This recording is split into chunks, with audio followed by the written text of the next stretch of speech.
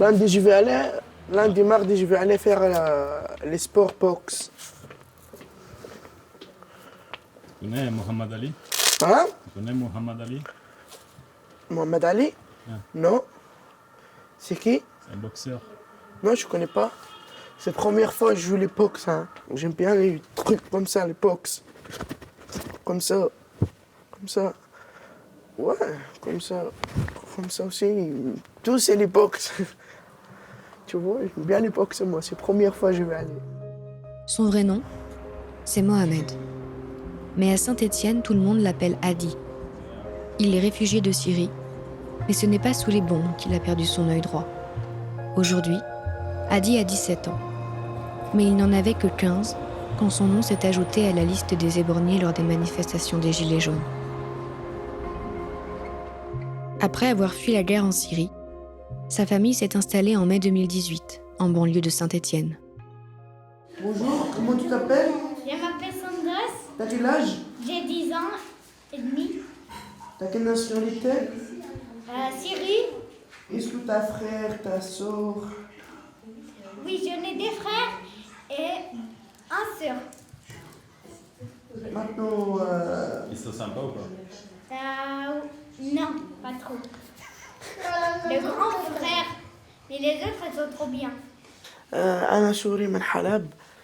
أبخي كان الحرب وهيك بعدين طلعنا على لبنان وكان الحرب وكان كتير مشاكل عنا بسوريا وهيك بعدين بعد فترة عنا أمم المتحدة هن انتقوا له لبابا قالوا له إن قبلناك للسفر وقالوا له أيو البلد قالوا له فرنسا وبعدين طلعنا على فرنسا أخذنا الطيارة وجينا لهون على فرنسا ومن طيارة تانية جينا من باريس على ليون ونزلنا من ليون بسيارة جبتنا لهون على هالمنطقة سانت إتيان وقعدنا بالبيت وكان منيح وهيك وكانت أوضاعنا منيحة وبعد فترة صارت معي هالقصة.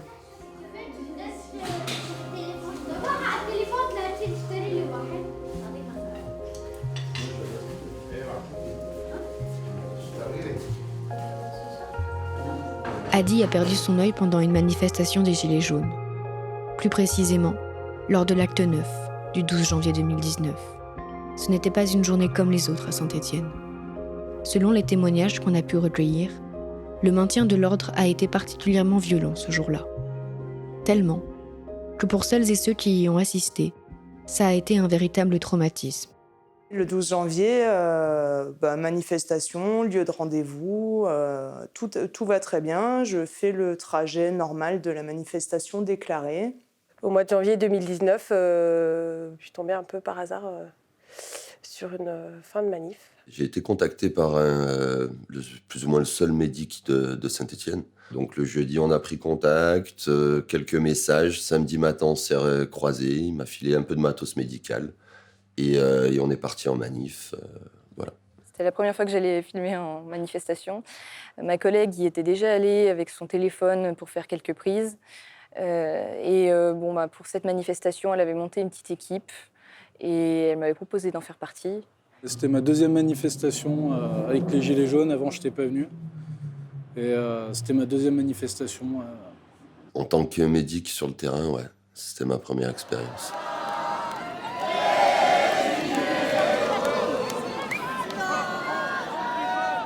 Je me rappelle encore, en début de manifestation, il y avait de la musique, les gens riaient. C'était très bon enfant et on se demandait même si on allait avoir quelque chose finalement d'intéressant à montrer pour notre reportage, si ce n'est justement la bonne humeur des manifestants. Il ne se passait rien de spécial dans cette manif.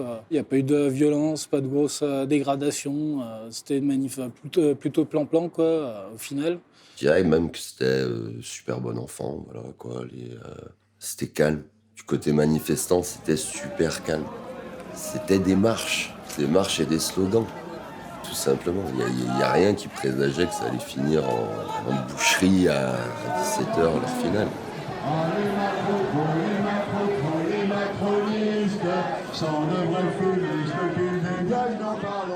Fin de manifestation, déclaré place Jean Jaurès à la préfecture, sauf que les gens, ils avaient encore envie de dire qu'ils n'étaient pas contents, quoi. On n'avait pas fini à 5 heures de dire notre mal-être, quoi.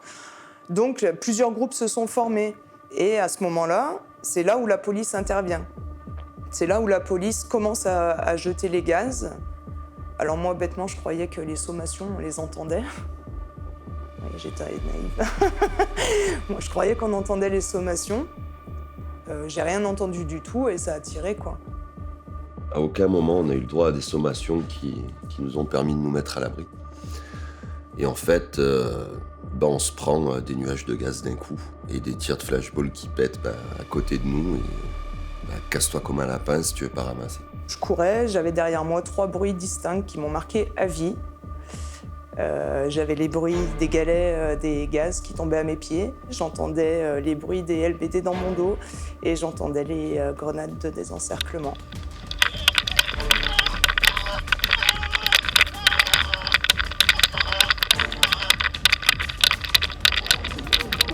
Sur la droite, j'ai vu un attroupement d'une vingtaine de personnes qui étaient contre une façade.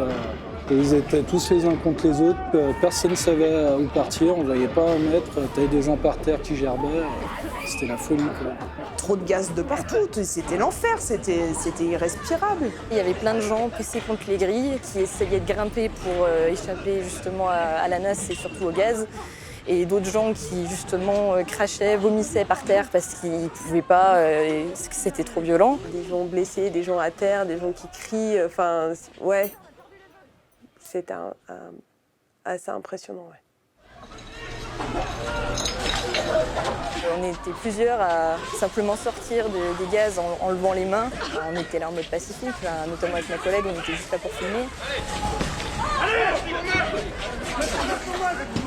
Ma collègue, elle s'est fait mettre au sol, pointer avec un LBD, en lui disant que si elle bougeait, on l'a menacée de tirer, quoi. J'ai essayé de sortir pour voir par où on pouvait se barrer, quoi. Et je suis tombé direct sur un flic qui m'a montré du doigt, qui a dit lui.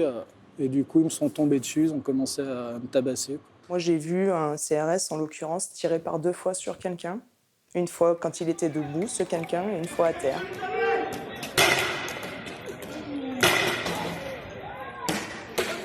La BAC me braque à 1 mètre avec le Cougar, je voyais l'intérieur du canon. Et c'est là, d'un coup, en fait, j'ai pris une balayette qui m'a monumentale. J'ai fait un triple, tu sais, comme ceux qui font du patinage artistique. C'est un triple Lutz.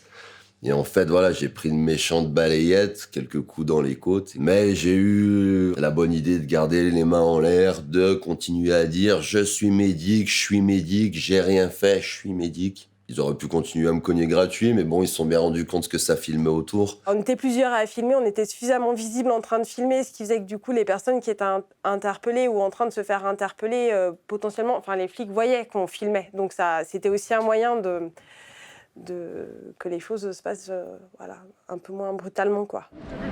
Yann, est-ce que tu peux me faire passer des munitions, s'il te plaît? Pourquoi toi?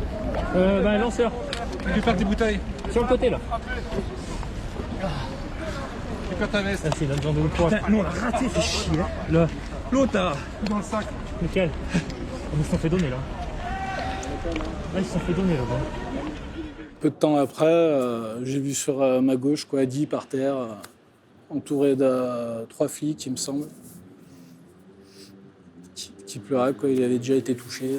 Direct, j'ai vu son œil, j'ai vu qu'il s'était pris. Enfin, moi, j'étais persuadé que c'était un tir de flashball, quoi. Il avait l'œil, je sais pas si c'était les paupières qui avaient enflé ou si c'était l'œil qui était éclaté, mais on voyait qu'il avait une énorme blessure. J'ai vu un moment ce jeune assis, complètement hébété, avec le visage en sang, enfin complètement sonné, avec les flics qui étaient debout. Sur le moment, quand il est tombé, je me suis fait la réflexion, ça peut pas être, même s'il est tombé, qui s'est fait mal à l'arcade, ça saigne pas autant, en fait. Voilà, c'était vraiment impressionnant. On a vu ce jeune qui était en sang, qui avait une espèce de bandage de fortune sur la tête. Donc il y avait quelques flics qui allaient le voir. Et quand on a demandé ce qui lui était arrivé, Ils nous ont dit que c'était de notre faute, que c'était à cause de la foule, qu'ils s'étaient pris un mur. Enfin, évidemment, on les a pas crus, mais on pouvait pas faire grand-chose. Je me faisais embarquer par les flics à ce moment et je parlais avec le flic, je lui ai dit « ça, c'est normal ». Et il nous a accusés, en gros, de l'avoir poussé dans le moment de panique, ou qu'il était tombé tout seul et de s'être crevé l'œil tout seul, quoi. Pour eux, c'était pas eux, ils avaient rien fait. C'était un accident malheureux, ça lui arrivait tout seul. Cette ligne de défense des policiers ressort aussi dans le procès-verbal de l'audition de Hadi à l'IGPN, la police des polices. Lors de cette audition, un agent demande à Hadi s'il est sûr que c'est un LBD qui l'a touché à l'œil. Êtes-vous certain que c'est un tir de LBD qui vous a blessé à l'œil? Ou bien pourrait-il s'agir d'autre chose? Par exemple, une fronde constituée d'une boule de pétanque dans une chaussette qui a été découverte à proximité de l'arrêt de tram ce jour-là. Une question qui interroge. Car selon une source proche du dossier, les enregistrements d'une caméra de surveillance, récupérée par l'IGPN elle-même, montrent qu'au moins un agent tire dans la direction de Hadi avec un LBD avant qu'il ne s'écroule par terre. Attends, mon image, ça va bien? Il n'y a pas un problème trop? Allô.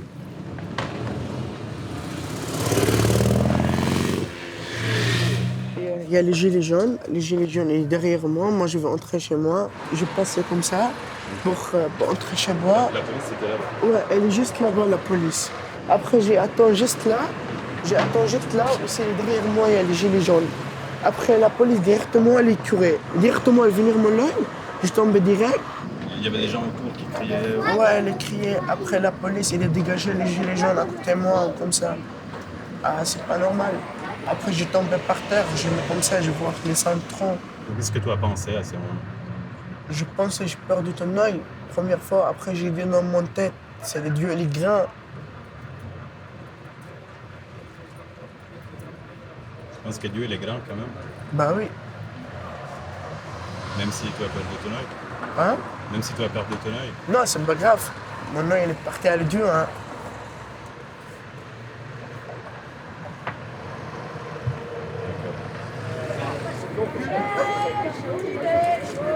Macron démissionne. Bonjour. Oui, moi j'avais entendu j'ai entendu et tout, et ce qui arrive, c'est vraiment scandaleux. Oui. C'est vraiment scandaleux. C'est vraiment un crime de guerre, ça.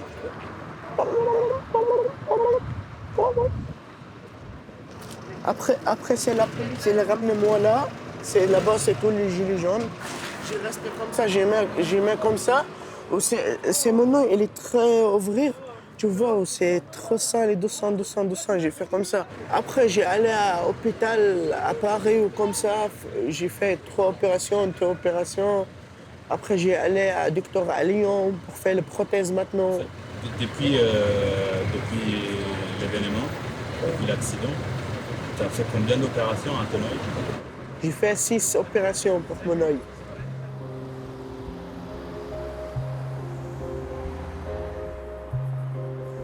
T'as fini? Moi, une fois, j'ai monté en haut. Hein. T'as monté en haut de la Tour Eiffel? Ouais, j'ai monté en haut. Là. À Paris? Ouais, à Paris. Ça coûte cher pour monter en haut. Pourquoi t'étais à Paris? Hein? Pourquoi t'étais à Paris? Pour faire l'opération. À l'œil? Ouais, pour mon œil, ouais. C'est de la folie. Ce qu'on a vécu ce jour-là, que quelqu'un perde un œil, et je sais que tant d'autres en ont perdu, des mains, des yeux, dans toute la France, mais c'est pas possible, quoi. On peut pas. On peut pas accepter, on peut pas... Je peux pas, en tout cas, je peux pas l'accepter. J'ai pensé à ma fille. J'ai une fille qui a 17 ans, qui, ce jour-là, en plus, traînait les rues, quoi. Enfin, je pensais qu'à elle dans cette manif aussi. Quand j'entends... qu'un gamin a perdu un œil sur une manifestation à Saint-Étienne, ouais, ça m'interpelle là, quoi. Ouais. C'est ça. Ça m'interpelle dans le ventre. Bah, quand on est papa, c'est des choses qui nous remuent. Et on se dit, ouais, putain, si c'est le mien... Voilà, quoi, c'est... Peut-être ça voilà, ça me fait des frissons, mais voilà, j'espère que ce jour n'arrivera jamais, tu vois. Mais il y a de quoi devenir fou si ça t'arrive, quoi. Enfin, waouh, ça reste que des gamins, quoi. Et que même mon gamin, il peut être pris pour un adulte dans une manif et se faire défoncer alors que c'est un gosse. Et ça me fait peur quand il me dit « Papa, est-ce que je peux aller en ville un samedi ?» Je lui dis non, tu vas pas. Parce que, ouais, c'est pas ce qui peut se passer. C'est vrai que ça fait quelque chose parce que finalement, on se dit qu'on aurait pu être à sa place, à Adi. C'est quand même fou que dans cette ville, on ait mis en place des cellules psychologiques pour les commerçants dont les vitrines ont explosé et qu'on n'ait rien fait pour les manifestants qui se sont fait matraquer, gazer, arrêter, éborgner. C'est pas normal. C'est assez traumatisant, en fait. Moi, j'ai plus fait de manif après. Pendant au moins bien 6 mois, hein, presque 1 an. Et maintenant, dès que je suis en manif, j'ai peur. Ouais, je témoigne pour dire ça aussi, quoi. Les fois d'après, j'avais beaucoup plus peur en manif. Parce que là, vraiment, c'était, je pense, le fait d'avoir aucune échappatoire. Moi, j'ai trouvé ça délirant, en tout cas. J'ai eu énormément de mal, en fait, après à revenir aux manifestations. Et même dans la rue, quand il y avait des bruits un peu forts, j'avais l'impression que c'était des flics qui arrivaient. Ça me faisait sursauter et je ne suis pas la seule dans ce cas-là. Ouais, c'est la trouille d'y laisser un œil, une main, c'est la trouille de ne pas revoir ma fille, c'est la trouille du flic. T'as l'impression qu'on leur a dit bah, c'est bon, vous pouvez y aller, qu'ils sont arrivés de tous les côtés, quoi, qu'ils ont foncé au massacre, quoi, limite. Allez, on se les fait. On a le feu vert, on se les fait, quoi. Moi, c'est l'impression que j'ai eue. Ils étaient partis sur la répression de « on casse » pour faire peur. Et là, ce 12, c'était vraiment on va essayer de leur faire peur, comme ça, bah voilà, ils vont arrêter. Mais voilà, la seule chose qu'ils ont gagnée, c'est qu'au contraire, ça a renforcé la motivation d'aller contre cette répression bidon, quoi. Parce que c'est vraiment bidon. Le jour où ils ouvriront les yeux, on verra ce jour-là, quoi. Le cas de Adi a été confié à la justice et est aujourd'hui en cours d'instruction au parquet de Saint-Étienne. Depuis novembre 2018, le journaliste David Dufresne et Mediapart ont recensé 30 éborgnements liés à l'usage du lanceur de balles de défense. Cette même arme, responsable de la blessure de Adi. Au rythme de 15 éborgnements par an, le maintien de l'ordre à la française a de quoi faire peur. Et derrière ces chiffres se cache une réalité faite de traumatisme et de mutilation, semblable aux conséquences d'une guerre. Pourtant, ce n'est pas la Syrie, c'est la France. Douce France, cher pays de mon enfance, bercé de tendre insouciance, je t'ai gardé dans mon cœur. Mon village, au clocher, aux maisons sages, où les enfants de mon âge ont partagé mon bonheur. Oui, je t'aime et je te donne ce poème.